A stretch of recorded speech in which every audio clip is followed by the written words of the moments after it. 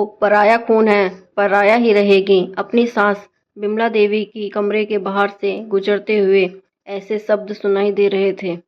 अपने बेटे सुमित से कह रही थी। हालांकि सुमित अपनी माँ की बातों का विरोध कर रहा था। तुम हमेशा अनीता को पराया क्यों समझती हो? वो भी तो इसी घर का सदस्य है। तुम क्या जानो, माँ बेटे के बीच जो खून का रिश्ता होता है उसकी जगह बहू नहीं ले सकती। तुम हमारे अपने खून हो, वह तो पराया खून है, कभी अपनी नहीं हो सकती। अनीता का मन हुआ कि पूछे कि पिछले 4-5 सालों में उसकी सेवा और प्यार में ऐसी क्या कमी रह गई थी कि वह आज भी मुझे पराया समझती है। लेकिन मजबूर थी। बिमला को जब भी किसी सलाह की ज़रूरत होती तो वे अपने बेटे और बेटियों से ही लेती थी और अपनी बहुओं को उसमें शामिल ना करती थी। उसके तीनों बेटे शादीशुदा थे। 2 बेटे इंजीनियर और छोटा बेटा डॉक्टर था और उसकी पत्नी भी डॉक्टर थी। अनीता का दिल हमेशा अपनी सास के भावनात्मक सहारे और प्यार के लिए तरसता था, लेकिन प्यार के बदले में सास के ताने ही मिलते थे। उसे समझ में नहीं आता था कि ऐसा क्यों। उनके व्यवहार से नाराज होकर मायके चली जाती थी, लेकिन मायके में भी कितना दिन रह पाती है बेटियां। कहते हैं ना, बेटियां घर वालों पर नहीं समाज पर बोझ हो जाती है। उन्हें ये बात फूटी आंख भी नहीं सुहाती कि किसी की बेटी ज़्यादा दिनों तक मायके में रहे।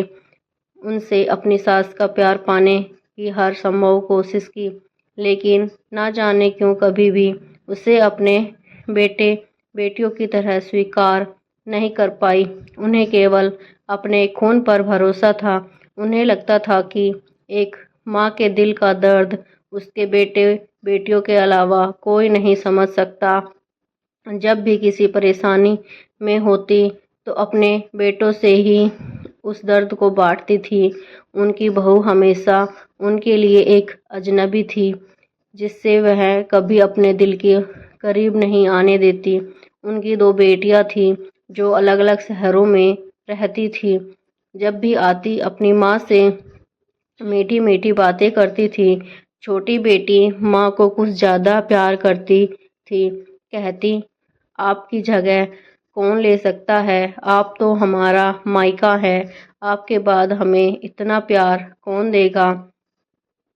मैं हमेशा यही चाहती हूँ कि आपका प्यार, स्नेह और आशीर्वाद हमेशा बना रहे। मैं अपने घर में ज़रूर रहती हूँ, लेकिन हमेशा आपकी चिंता लगी रहती है। तुम कितनी कमज़ोर हो गई हो। अपना ख्याल रखा करो। वह माँ के दिल में बहू के प्रति नफरत भर कर चली जाती और अनीता को ख्याल रखने की नसीहत देती। बिमला को लगता कि उनकी दोनों बेटियां उनका सबसे ज़्यादा ख्याल रखती है। बहू तो सिर्फ अपना फ़र्ज़ निभाती है, इसलिए हर सुख दुख में बहू को नज़रअंदाज कर बेटियों को आगे रखती थी। माँ का अपने बच्चों के लिए अनमोल प्यार होता है, खासकर बेटी से। माँ बेटी से माँ बेटी में अपने बचपन को देखती है। उम्र बढ़ने के साथ माँ और बेटी का रिश्ता सहेलियों जैसा हो जाता है। माँ अपने बच्चों को हर खुशी देना चाहती है। वही बेटी भी माँ से अपने दिल की हर बात शेयर करती है। एक बेटी के लिए माँ परिवार का वो सदस्य है जो उसके दिल की बातों को सुनती है और सबसे पहले समझती है। लेकिन ऐसा बहू के साथ नहीं होता, क्योंकि सास के दिल में कहीं ना कहीं यह बात ज़रूर होती है कि दूसरे परिवार से आई है। जब हम बेटी और बहू की बात करते हैं तो रिश्ते का दूसरा छोर माता पिता या सास ससुर होते हैं। दोनों एक दूसरे के बिना पूरे नहीं हो सकते। एक बहू सब कुछ कर सकती है जो एक बेटी कर सकती है। बस फ़र्क इतना है कि बहू को उस घर को वारिस देने का मौका मिलता है जो एक बेटी अपने घर को कभी नहीं दे सकती, क्योंकि उसका जन्म किसी और का वंश बढ़ाने के लिए होता है। मदर्स डे, फादर्स डे मनाए जाते हैं माँ का प्यार दिल की गहराई से उतरकर इंटरनेट पर आ गया है। बिमला देवी की बेटियां अपनी माँ के लिए तरह तरह की तारीफ़ें लिखती। आप जैसी माँ कहीं नहीं मिल सकती। आपका निस्वार्थ प्यार पाकर हम बहनों का जीवन सफल हो गया। आपसे बात करने मात्र से मेरा सारा कष्ट दूर हो जाता है। माँ, सारी दुनिया आपकी तरह क्यों नहीं है? हर माँ का प्यार निस्वार्थ होता है, चाहे वह बेटी की माँ हो या बेटे की या फिर बहू की माँ।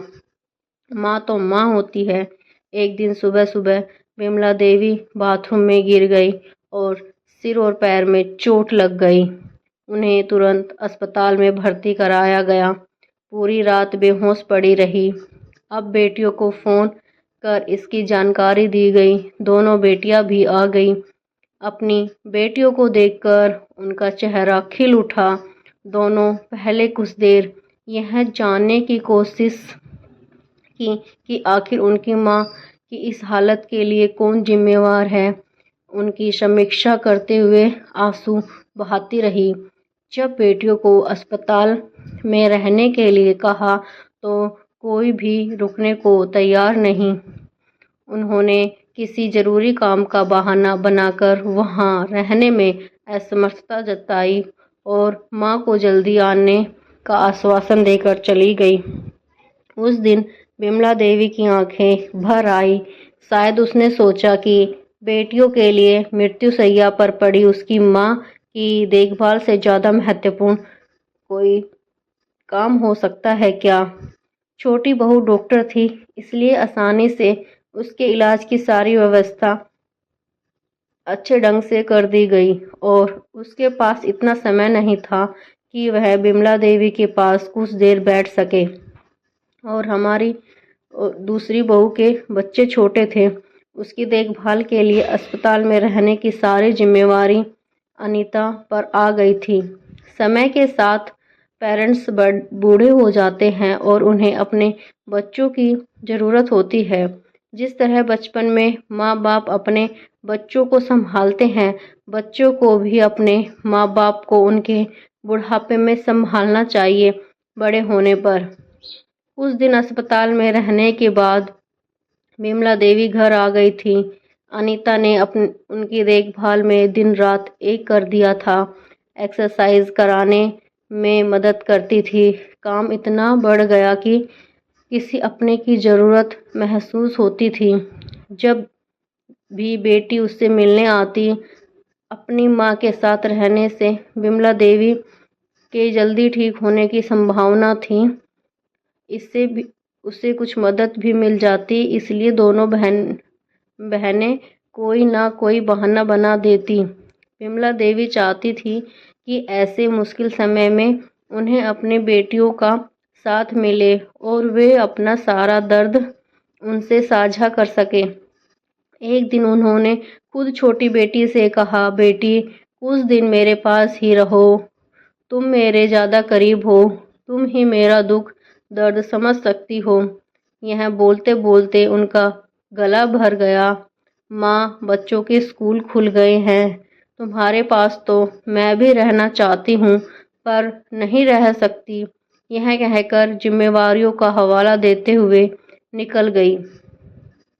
बिमला देवी के दिमाग और दिल को गहरा झटका लगा था, क्योंकि उसने बेटियों को सबसे आगे रखा और आज वो अपनी माँ के पास रह भी नहीं सकती है। उसे ये एहसास होने लगा कि आज बेटियों से ज़्यादा अपनी बहू है, जो उन लोगों से भी ज़्यादा ख्याल रख रही है। उसने अपनी सास का ख्याल बहुत अच्छे से रखा। अपने प्रयासों से धीरे धीरे 1 महीने के भीतर अपने पैरों पर खड़ी होने लगी। अब उन्हें यह एहसास हो रहा था कि जिस बहू को उसने पराई समझा, उसी ने एक दिन रात सेवा की। अब जो विमला देवी सोचती थी कि बहू पराई होती है, उससे कभी उसके दुख दर्द का एहसास नहीं हो सकता, वो गलत साबित हो गया था। इस कहानी में ये देखा कि बेटियां तो मीठी मीठी बातें करके अपनी माँ को खुश करती है, लेकिन जब एक माँ को उनकी ज़रूरत होती है तो अपने ससुराल का हवाला देकर अपना पल्ला झाड़ लेती है। चाहे कैसा भी समय हो, बहू अपनी सास की सेवा करती है, इसलिए बहू को कभी पराया मत समझो। धन्यवाद।